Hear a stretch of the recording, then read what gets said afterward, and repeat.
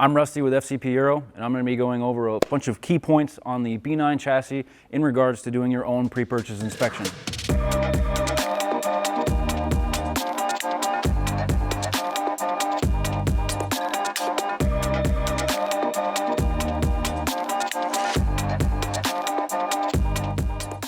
So, with any pre-purchase inspection, the first thing we're going to do is go over the outside of the car, just looking for any scratches, blemishes, panel fitment, things of that nature. Saw a small little fissure in the headlight here, which could allow a little bit of moisture into the headlight. These are not cheap headlights. Even through our website, you may find that these will be a negotiating point in the purchase of this vehicle. So if you don't see something like that upon first inspection, and you do see that later on, you're definitely going to want to consider replacement. You could let some water in there. Just looking over the front end of the car, you do have a couple of points where you can kind of estimate the fitment on both sides, just looking at the gapping here and there to see if anything has been offset or twisted. Judging by the front of this car, it doesn't look like it's been in any sort of accidents. It does have a few blemishes and scratches, but it is consistent throughout the whole car, which kind of is an indication that the car may have not been resprayed. When buying a couple-year-old car, you don't really want it to be perfect per se, but it doesn't look like the vehicle's been in any serious accidents, just giving a quick once over. And when you're coming up to a car, when you're first looking at it on the lot, looking at it online, this is the first point that anyone's going to see. So a lot of shops will do a quick paint correction, do ceramic coating, things to distract you from some of the scratches, blemishes, things you may not want to pick up on. So just doing a quick visual. A lot of the trim panels on the bottom here, the sensors on both the outside of the bumper and the center part of the bumper. These are not really cheap components, neither is the trim panels. You really want to get a good look and see if any of these are loose, falling out. If any of these sensors was not securely installed or had been damaged previously, it could give you a false reading. Also, if the vehicle had been painted before, there is a slight gasket around here that you can see. When the vehicle is painted, that gasket gets replaced, and any of that paint on there, if the vehicle was not prepped correctly, could transfer to some of that gasket there. So as we make our way around the car, obviously taking note of the VIN on the registration, making sure that that matches when you're buying the vehicle. You can also see if the windshield has been removed, damaged, or replaced with an aftermarket component. A lot of these windshields have a Audi stamping here on the bottom passenger side corner. Usually a good indication that the vehicle was either cared for or the windshield was not replaced. A lot of pitting on the windshield here, you can see similar to the front bumper, indicating that the windshield has more than likely not been replaced.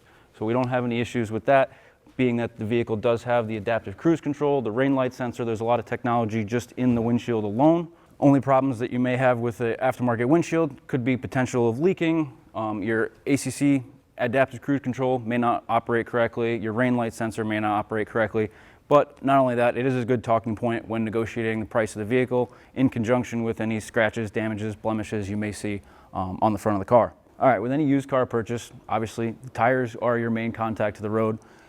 Judging by this vehicle, we do have a set of Continental tires on here, so somebody did make a good choice. We can kind of get a good assumption that they were not afraid to spend a few dollars to what matters most. These tires are from the 5th week of 2024, so they have been replaced fairly recently. Without actually measuring them, we can assume that they do have light wear. Moving on to the wheel damage, this can be an indication of any accidents, curb damage, bent control arms, things of that nature, misalignment, if you do see some serious deep scratches. A lot of the time with these aluminum machine finish wheels, some aftermarket wheel shops will try to blend in a lot of blemishes that occur. We do have some curbing on here, so this wheel may not have been repaired, but a lot of times you see where they try to feather in the scratches and do like a silver paint over that, which doesn't actually reflect in the same lighting. You can kind of see that by moving across the wheel face to kind of see different depths of the wheel. So while you're getting a quick look at the wheels, the tires, and the side of the vehicle, it's always a good idea to peek into the wheel, see where the brake pads are at, just kind of getting an idea of what you got left on pad depth. Other than that, you can take a quick look at the rotor, see if it's been replaced with an aftermarket. Those rotors don't use a special coating on the hat that a lot of our OE or OEM manufacturers use. That coating will show through in the rust surface on the edge of the rotor and the hat of the rotor as well. You can kind of get an idea of how the vehicle was taken care of in that regard. Looks like this vehicle does have some OE or OEM rotors on it, as well as the pads, but we will be going through those in a later video. So as you're making your way around the car, continuing with checking panel fitment, weather stripping, badging, you're just going to kind of take a quick look and make sure there's no scratching, nothing's out of place. A lot of times these rocker panels that stick out quite a bit can suffer from some scratches as you're going around the corner of a curb, but luckily this vehicle doesn't have too many dings and dents, things of that nature, just some scratches in the paint. Obviously the weather stripping on the doors does tend to fade and warp and not really age well, but with it being about 6 years, this has survived. The vehicle is equipped with a Kessie door handle system. These door handles have a lot of technology built into them with a sensor on the inside and the outside as well for when you have the key in your pocket getting into the car. It's a good thing to make sure all 4 of those work throughout the vehicle. Just having the key in your pocket, opening the vehicle with your hand behind the door, and locking it with your thumb on the outside of the handle. And then as you're making your way towards the back of the car, checking over the taillights, the badges, the exhaust, getting another look underneath, and just getting a look from down the side of the vehicle is a big thing as well. You can see a lot of imperfections in the body panels, in the paint, and really see how the body lines all line up with one another. So moving over to the back of the car, similar to the front where you'd be looking over panel gaps, swirl marks, scratches, dings, and dents. We're going to have a similar thing back here. If there's any rear end accidents, you may find things like the exhaust tips may be in a different spot. They may not be in the same center bore of the bumper outlet. The trim panel may not fit correctly. Some of these reflectors may have some overspray if the vehicle's been painted. The rear view camera in the back of the vehicle here does have to be programmed anytime the bumper's been removed or the vehicle's been in an accident. So when you get into the car and you're taking a look with the vehicle in reverse, see if that's squared up to the back of the car. Making sure that the trunk button works without the key, even if it's in your pocket. Moving to the trunk, you can see if the vehicle's had any spare use. But the battery is also located back here. We do have the date code on the battery being about 2018, indicating the battery is the original battery in the car. It is a Audi battery in here. One other thing to keep in mind when you're at the back of the car looking over the car, just open the fuel door. With the vehicle unlocked, the fuel door should open with ease. As you can see, I'm having a little bit of difficulty opening it and closing it. Maybe some debris stuck in the fuel door actuator, but it's kind of a known thing for these vehicles. The actuator seems to work aside from using the door, but when using the door, it doesn't always operate as such. So with any PPI, whether you're having one done by an outside shop or doing one yourself, just looking at the car before purchase, obviously entering the car, you're going to see how the customer previously got into the car, scuffing, scratching any of the panels. We do have a couple of marks on the trim panel here, which may need to be looked at later. We've got some normal wear on the bolsters, which is indicative of any leather seats as you're getting into the car, dragging your back across the seats. Definitely good to take a look at before you actually sit in the car and get a good idea of how the vehicle was used. So once you get into the car, a couple of things you can take note of is some buttons, trim panels loose, anything like that. Obviously the wear on the leather steering wheel, wear on the leather shifter. Take note of the passenger seat, whether something had slid across it, scuffed the leather, anything like that. A lot of the carbon trim inside of the vehicle can suffer from sunlight or being loose, things like that. One concern that we noticed as soon as we got in the car were the steering wheel buttons were flashing at us. None of the steering wheel buttons were working after we looked into it, but for you, when you just get into the vehicle, a good test would be to just go through the function of the switches. One thing we did notice, there is no horn functionality. With the horn not working, the volume controls and steering wheel electronics not really functioning, we can assume that we probably have a connection issue somewhere in here. We may have a battery issue. We're getting some faults on the dash for that now. We also noticed that the paddle shifters were not working, which you'll notice later on when you do a road test on the car. Making sure that the wipers do function, the blinkers do function, so everything below the steering wheel functions, everything past the steering wheel connection is not functioning. If you don't have a scan tool handy, this may be something that you can just kind of go over and make sure you do have some functionality, but we will have to get into this a little bit further later on with a scan tool. Another thing to take note of, making sure that the HVAC unit is working. We do have controls all operating, but making sure that the face fan, the defroster, the foot fan, that's all functioning. Making sure your blend doors are moving the air where you direct it to. A couple of these vehicles in previous years have had issues with the electric motors, opening and closing those doors and directing the air where it's meant to go. And then last but not least, in the interior, making sure that the sunroof is functioning, not noisy, not squeaking, creaking, or anything like that. And you do have the shade as well, operating, open and closed. You do have some debris hanging down on there. It doesn't look like it's been cleaned recently. May need a little bit of cleaning and lubrication. And then one more thing to touch on in the interior is something that a lot of people do miss when they're looking at a new car. You're sitting in the car, looking at everything, taking it all in. And then once you purchase the car, you go to put your seatbelt on and don't realize it doesn't lock. So make sure all 4 seatbelts function, retract. They don't have any webbing imperfections, and they do lock on all 4 seatbelts. All right, so once you're done looking over the outside of the car, the front seat, obviously you want to take a look in the back. You might not be spending your time back here, but it's a good way to see if the previous owner may have had kids, some Cheerios in the seat, something like that. We can already see that we have a missing cover for the 12-volt outlet, making sure that the HVAC screen back here is not damaged or anything. The center console looks good. We do have a little bit of stretching in the netting. They may have had an umbrella back here or something. Making sure that the cup holder functionality in the back, everybody loves their cup holders, is all functioning. Making sure that the tabs on these are not broken, nothing's out of place. Got some candy in there, things like that. Just making sure that you're not going to have to spend any unwanted money once you do purchase the car down the road. And again, same thing with the seat belts in the back, making sure that they lock in all functionalities. And we do have some similar wear to the center of the seat where we may have to do some excessive cleaning. Making sure there's no stains on the carpet, no damage to the headliner. We do have functionality of the lamps back here, which we don't. That may be the battery as well. And then making sure that the headrests are installed. A lot of people do like to take the headrests out of the cars. Although it does give you a good vantage point from the rear, it is kind of a safety concern, and it is definitely a negotiation point when buying any car. All right, let's get under the hood. Before you actually open the hood, something to take note of is the tension on the hood cable itself. When you go to open the hood, you do have the cable that runs all the way up to the front of the car, splits into 2 to go to both these latches here. There's a lot of moving parts in this cable here, and there's a lot of things that can stretch out and can wear. You're going to feel most of that when you're pulling on the cable. If it doesn't engage right away, you may have 1 or all 3 of the cables starting to wear out.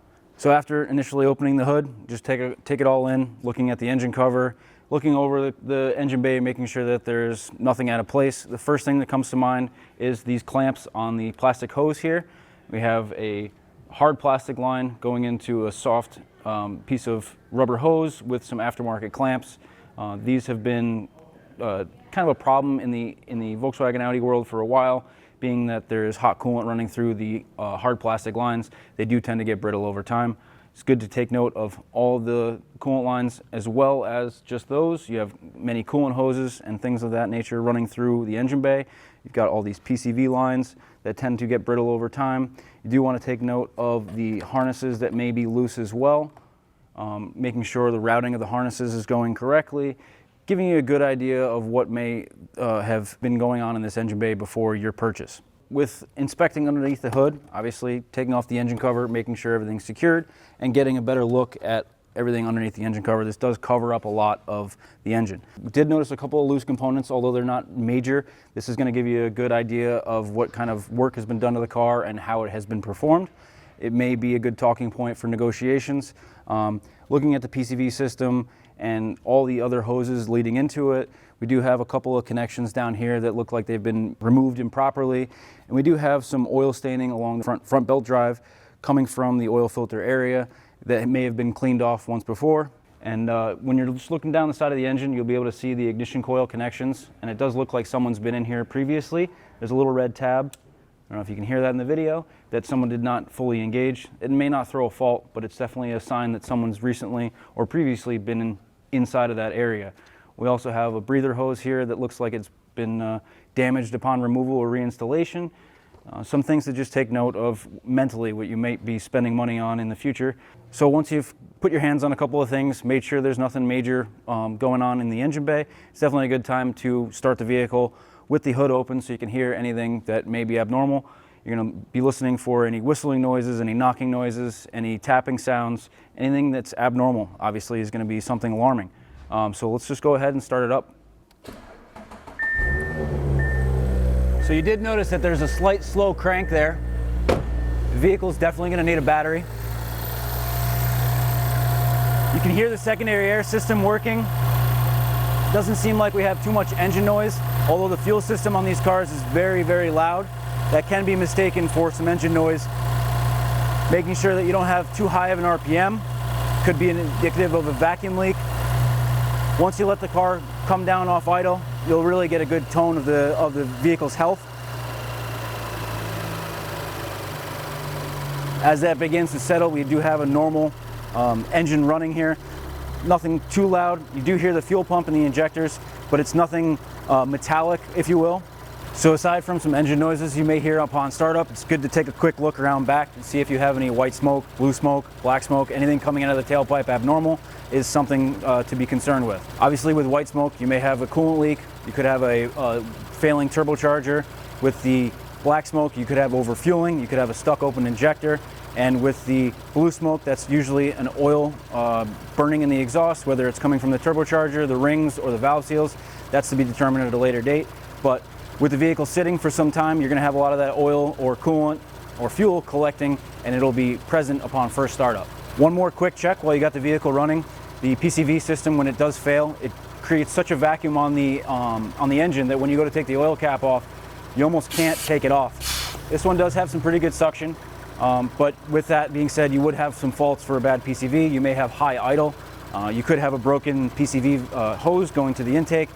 Just some good quick checks within the engine bay upon first startup. All right, so we're gonna shut this thing down, get it up on the lift, and go over the underside of the car.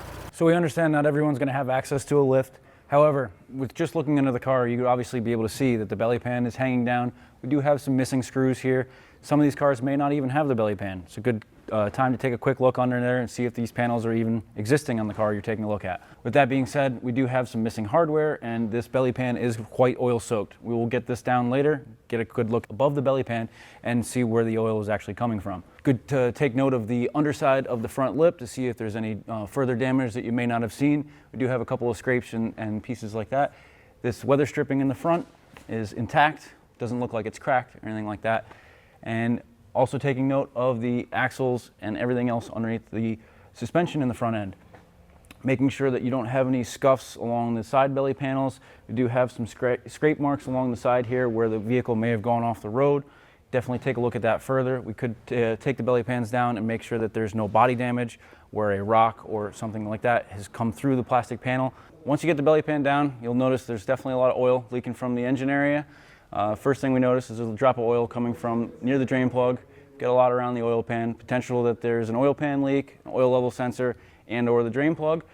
Best way to figure this all out would be to start cleaning everything off, run the car on the lift or in your driveway, whatever you have, and just kind of get an idea where it's coming from. There's so much oil underneath here, we're really not going to be able to get a good idea other than the fact that there was an aftermarket oil filter housing already replaced. This may be residual. So don't rule it out entirely, but this may be from previous repair. We've noticed here we do have some subframe damage where the car has gone off the road. We do have some oil making its way back here covering the transmission, not to be confused with a transmission leak because it is engine oil that's blowing back as the vehicle is going down the road. A couple other things to take note is the control arm bushings are starting to come apart. As the vehicle is approaching about 80,000 miles, these rubber bushings are starting to come apart on all four control arms down here. You can see this bushing is really starting to tear pretty good. That can be contributed to the oil that's making its way to the bushings, making the bushings wear a little bit further. So aside from the oil leaks, there's not too much more you can really see under this engine bay, other than looking over the suspension, the axles, and getting a good look at the transmission, making sure that that doesn't have any leaks either. Being that our bushings are so bad and they are starting to tear, this may not be a situation you have. You can just take a simple screwdriver or a pry bar and give a good push on the bushings to see how they react. This is how the car is going to react. Even with a slight bit of force on these, you're able to move these control arms. And as you're going down the road, changing lanes, hitting the brakes, those bushings are going to move a lot more drastic than the 5 to 10 pounds I was just putting on it, moving the bushings in place. So aside from the front control arms, the rears do have hydraulic oil inside of them. You can see that leaking out from both of the bushings. As those begin to wear, they begin to squeeze that hydraulic oil out of there and it comes out in a dark purple or a black fluid. They do also have ball joints in the control arms that will be replaced with the whole assembly. You could have some clunking, some knocking, you could have loose bushings as well as a loose ball joint, contributing some noise going down the road in association with the tie rods and the sway bar links. There's a lot of bushings with the 8-link suspension in the front of these Audis. There's a lot to take in when going down the road on your first test drive, making sure that the steering reacts quickly and responsively and not knocking around when going over bumps, slow or fast speeds. As we make our way towards the back of the vehicle, you do want to take a quick look at the transmission. Although these ZF 8HP transmissions don't have too many problems, you do want to make sure that there are no fluid leaks or anything like that. Taking a quick look at the transmission mount below this brace here, making sure that it's not worn out, lifting up when you're shifting. That's going to cause some rattling in the car when it's at idle or even going down the road. You may even feel that when the vehicle changes gears. And then as you're going back, making sure that the drive shaft is intact, nothing's loose, nothing's been deformed. All the heat shields are intact underneath here as well. Not too much going on back here in terms of wear and tear. Obviously you're going to have some bushings that are going to wear similarly to the front, but they're not going to have that hydraulic fluid that we discussed in the front of the car. Just want to make sure that none of the bushings are torn internally when looking at them from the side. Same thing with the drive shafts as we spoke in the front, making sure that none of the drive shaft boots are leaking any grease. Do have a little bit of sweating here, making sure that the sway bar bushings are pretty tight. Just kind of putting your hands on things, making sure that everything is firmly secured. A lot of the underbody aero here covers a lot of what's going on. Checking all the fins on here to make sure that there's no damage, which may translate to a bent control arm. If something was hit here, you may not see the actual metal component bent underneath this plastic piece. While you're standing underneath the car, whether you're at a shop or on your back in your garage, it's just a good idea to get familiar with all this, and you may see something that you didn't even think of. So if you're still interested in the car after doing a full visual, getting under the car, getting inside of the car and under the hood, next step would be to scan the car and see if any of these symptoms that we found underneath and under the hood correlate to any faults that are stored in the system.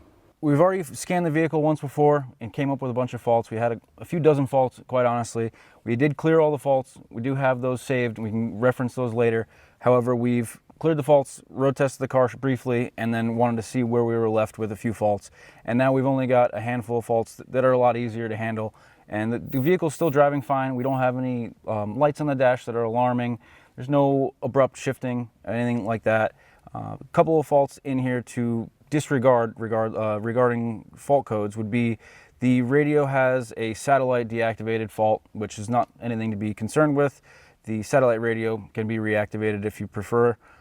There are some alarming faults in here regarding communication to the gateway, which would be the vehicle's network system, and that may be contributing to the steering wheel buttons flashing and not operating correctly.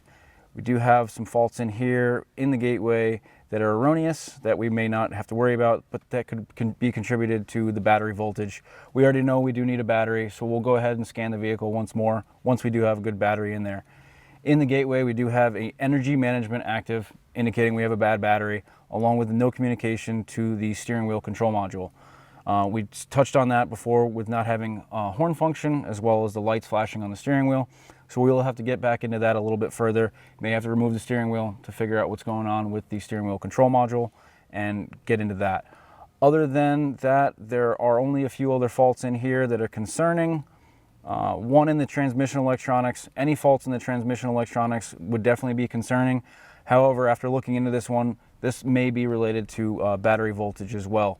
These vehicles have a lot of systems that rely on a good battery as well as a good charging system, and the vehicle can start to act up as the battery starts to get weak.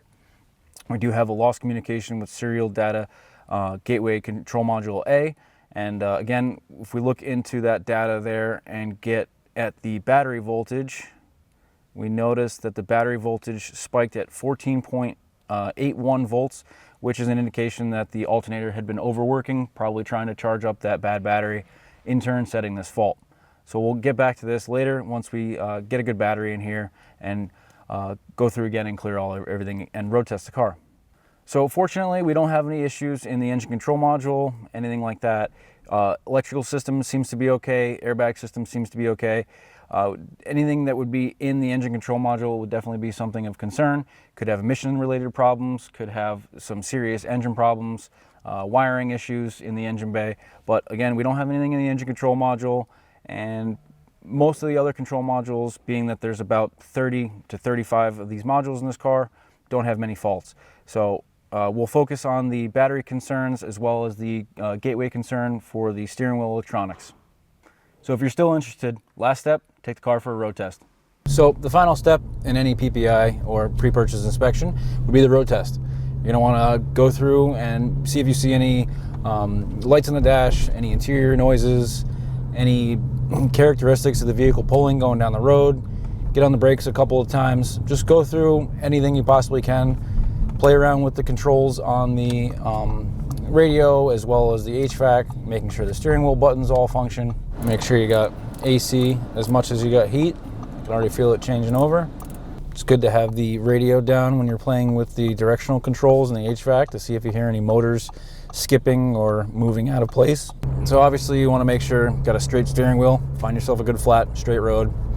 See if the vehicle pulls at all. Car does have new tires on it, so it may not pull too hard, but you're definitely going to feel those control arm bushings if they're loose. You're going to hear some stuff as you're turning and hit some bumps. Obviously, if you have the ability to do so, take the vehicle out on the highway, get it up to cruising speed, 65 miles an hour, see if there's any vibrations, and then when getting off, apply the brakes pretty hard to see if the rotors are warped, feeling any pulsation in the steering wheel or in the pedal, things like that.